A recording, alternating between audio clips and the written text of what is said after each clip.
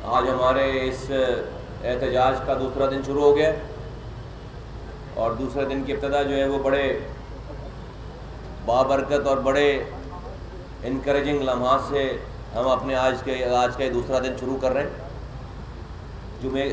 जुमे का मुबारक दिन है माशाल्लाह से। और आज मुझे ये खुशी है, आज मुझे ये खुशी है कि मैं इस मुबारक मौके पे एक बहुत ही सीनियर